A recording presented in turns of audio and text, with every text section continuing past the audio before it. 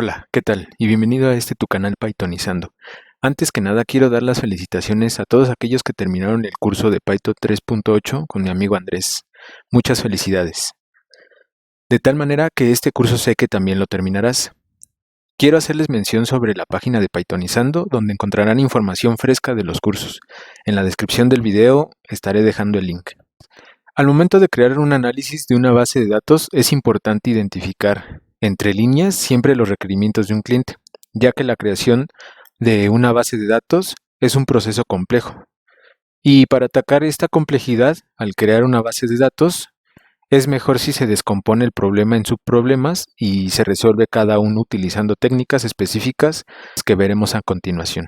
Veamos qué nos dice este ejemplo. El ejemplo comenta que es la creación de una base de datos de una tienda en línea donde el usuario y el vendedor tengan una interacción mutua con el producto en aras de contar con una trazabilidad de su pedido mediante un código único.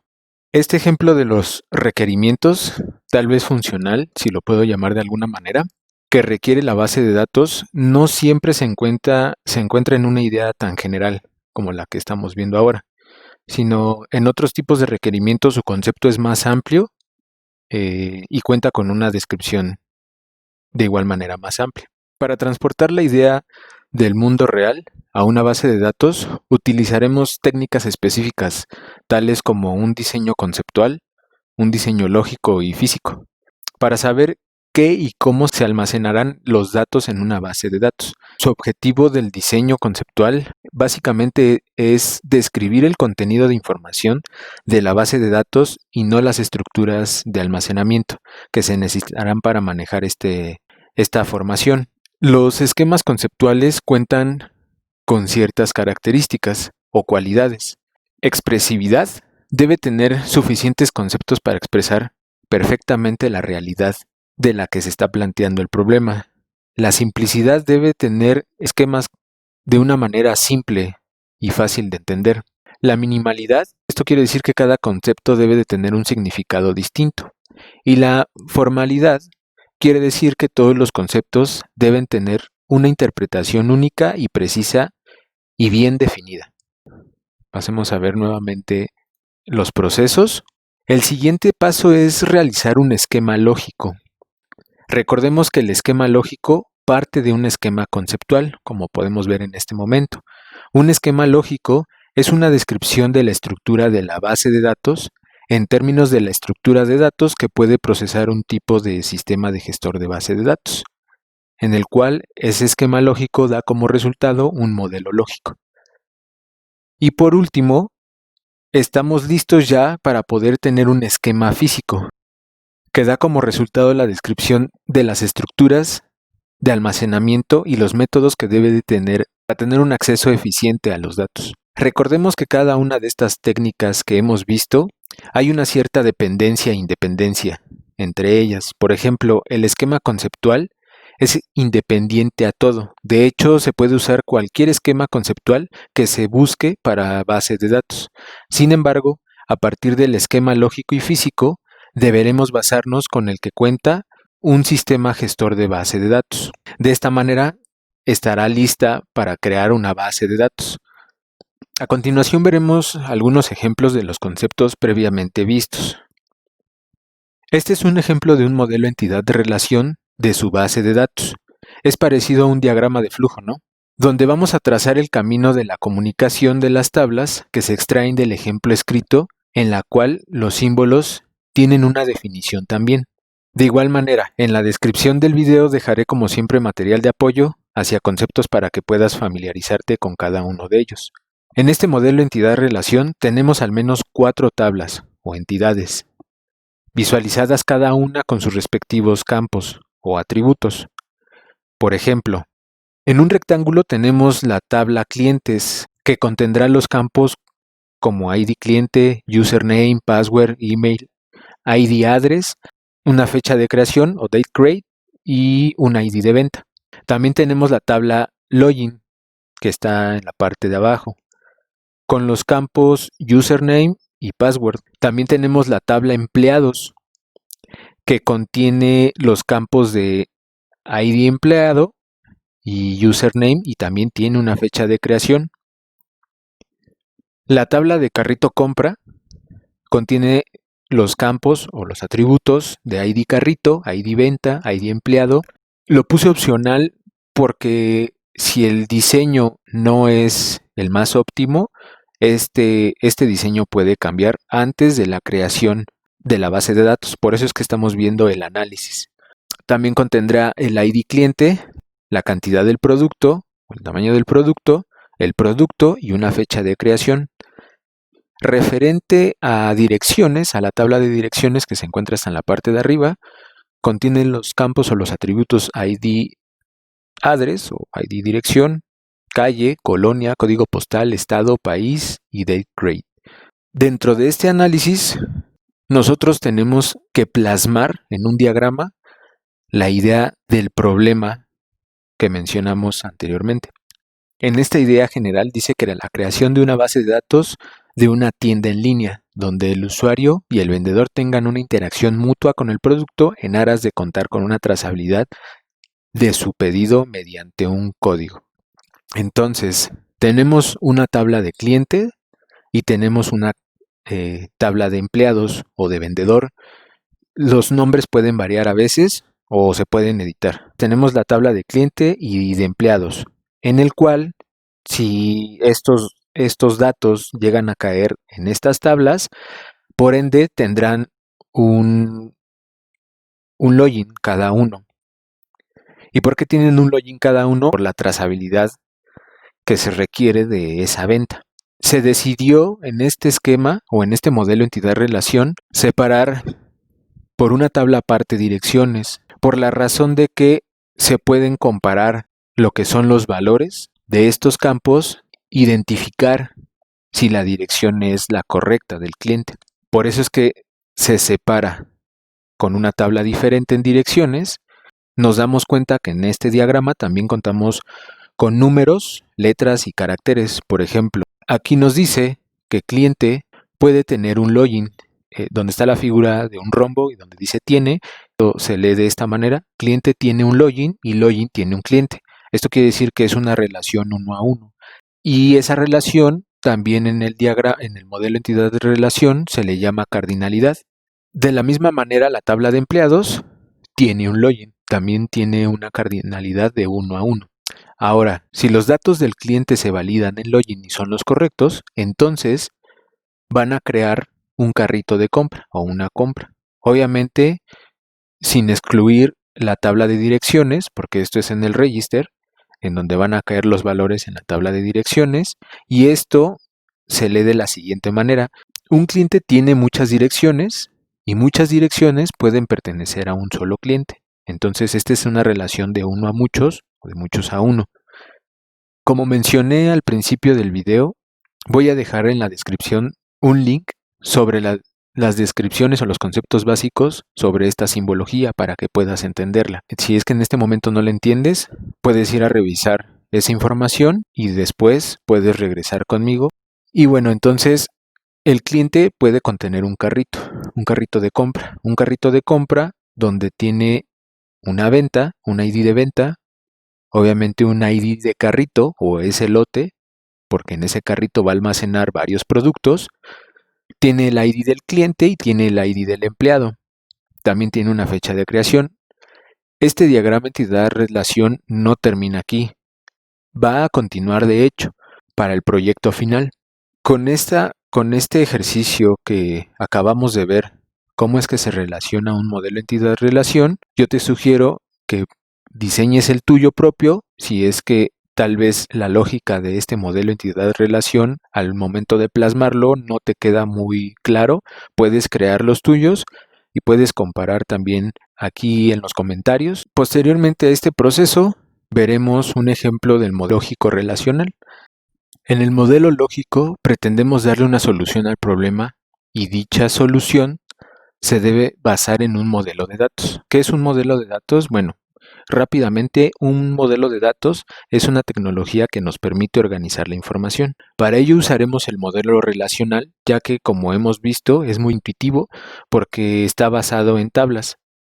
A partir de nuestro modelo entidad-relación que se encuentra trazado en un esquema conceptual entendible para los sistemas de gestores de base de datos.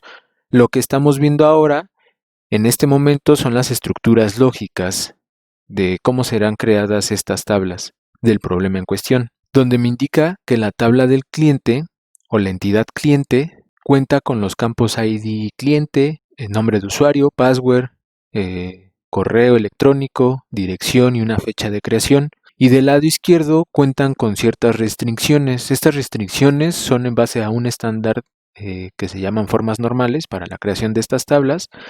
Y sin estos estándares, pues la información no sería ni relacional ni estructurada. Por eso es que debemos seguir estos estándares de las formas normales. Y aquí nos damos cuenta que dentro de la primera forma normal contamos con una primary key, que esto sirve para que los registros sean únicos y no se repitan en la tabla. Y las foreign key son llaves foráneas de una tabla para que se puedan comunicar con otra tabla. Tengo también lo que es la entidad login, que contiene el campo nombre de usuario y contraseña. Dentro de ellos también tienen unas restricciones, que es de primary key, foreign key, y la otra entidad que nos queda por ver es empleados. En la entidad empleado cuenta con un ID empleado, el nombre del usuario o el nombre de ese empleado, su contraseña y una fecha de creación de ese registro. La fecha de creación de los registros se utiliza para poder tener un control de cuándo son creados esos usuarios. Si nosotros llegáramos a requerir algún reporte, tenemos una fecha donde puede ser más exacta una consulta, una búsqueda dentro de la base de datos. Por eso es que son importantes también los campos de fecha de creación en algunas tablas. La tabla o la entidad login se comunica con estas dos tablas cliente y empleados. De igual manera, en el modelo lógico pretendemos plasmar lo que son las relaciones y sus cardinalidades, que por ejemplo login, la tabla login, se va a comunicar con la tabla de cliente. Es decir, un cliente tiene un login, es una relación de 1 a 1. Y en empleados de igual manera es una relación de 1 a 1, ya que con esto podemos identificar cada registro o cada persona que hace una venta y cada empleado atiende a ese cliente. Deben tener esa relación de 1 a 1, porque el empleado Juan tiene un login, no puede tener dos, porque ya está registrado con un ID de empleado, y esto evita que se dupliquen los registros. Y por último tenemos el diseño del modelo físico, que básicamente son las sentencias, las consultas que nosotros usamos en un lenguaje de SQL para poder crear ya sean tablas, crear bases de datos. Aquí vemos una estructura del modelo físico donde me indica que la palabra Go no es propiamente de SQL como un lenguaje, más bien es un comando donde Go me dice que va a ejecutar ese bloque de código, o van a ver a veces código de bases de datos que van a ver con Go. Posteriormente a ello, vamos a tener la instrucción de crear una base de datos, digo una tabla. Esa instrucción de crear una tabla se lee de la siguiente manera: crea la tabla clientes. Cuando tú indicas en el lenguaje crea la tabla clientes, tienes que indicar los campos y sus restricciones. En este caso, el campo ID cliente va a ser un campo con un tipo de dato entero. Y bueno, los tipos de dato también se manejan en bases de datos. Como lo viste en el curso de Python, los tipos de datos también se utilizan en este lado, en las bases de datos. Entonces va a tener un tipo de dato entero y sus restricciones de ese campo va a ser not null y unique. ¿Qué significa restricciones de el campo? Quiere decir que van a ser reglas que tiene que cumplir ese campo. Entonces ese campo no pueden haber espacios vacíos, por eso es que es not null. Van a ser registros únicos o un ID único, por ejemplo. No puede haber un ID 11 o no puede haber un ID 22. Tiene que ser un ID único, entonces va a ser de manera ascendente. 1, 2, 3, 4. Entonces la restricción que se le pone a una llave primaria según las formas normales. Son estas dos, not null y que va a ser único. Posteriormente tenemos el campo username o nombre de usuario y va a contener el tipo de dato varchar. Dentro de los tipos de dato varchar, que son para cadenas de texto, existen múltiples tipos de datos de los cuales almacenan una cantidad grande o una cantidad pequeña. En este caso nosotros usaremos el tipo de dato varchar y la longitud de ese campo va a ser de 30 caracteres. El nombre de usuario, su longitud del nombre de ese usuario puede llegar hasta 30 y la restricción que se usa dentro de este campo, una regla que debe de cumplir ese campo, es que no haya nulos, no puede haber nulos en ese campo. Para el campo de password también usamos lo que es el tipo de dato varchar que tiene una longitud de 12, pero los password, por seguridad de información, podemos encriptar lo que es esos datos o encriptar esos valores de esos campos para que sean irreconocibles por seguridad. Esto lo podemos hacer de este lado para evitar problemas a futuro para tal vez los desarrolladores, que muchas veces es un problema importante en el cual desde la creación de base de datos tenemos que pensar en todas las restricciones que van a tener nuestras bases de datos, las tablas y los campos, para evitar tener información sucia en esas bases de datos. También tenemos aquí una restricción que va a ser not null y así sucesivamente. El tipo de dato date time en fecha de creación podemos hacerlo de esta manera o en código que veremos en el siguiente video. Veremos cómo es que se le pone una etiqueta de tiempo automáticamente para que cuando se ingrese un registro, esa etiqueta de tiempo no tenga que ser creada tal vez al momento de ingresar esos valores, sino que sea automática. Pues tenemos que agregar, como habíamos mencionado, en el modelo lógico lo que son las primary key y las foreign key para poder tener comunicación entre las tablas. Y nosotros declaramos de esta manera en la instrucción de crear esta tabla, declaramos la palabra primary key y dentro de ella declaramos el campo que va a ser primary key. En foreign key, que es la llave foránea que se va a comunicar con otra tabla, en este caso solamente puse un ejemplo de una foreign key porque recordemos que en el modelo lógico esta tabla cuenta con más foreign key para poder comunicarse con otras tablas, como en este caso la de login. Aquí se está comunicando con la tabla de direcciones, entonces escribimos la palabra foreign key, entre paréntesis el nombre del campo, la palabra reservada reference hace referencia al nombre de la tabla en cuestión, que es direcciones. Entre paréntesis, nuevamente volvemos a poner el nombre del campo, pero el nombre del campo ya de direcciones, porque en foreign key el primer nombre de ese campo, que es ID address, es de la tabla de clientes. A continuación veremos lo que es ya la creación de nuestro modelo físico y te voy a encargar que como práctica o como tarea, como lo quieras tú ver, realices lo que es el código de las demás tablas después de ver el siguiente video. Si tienes alguna duda, no dudes en contactarnos en nuestras redes sociales que se encuentran en la descripción de este video.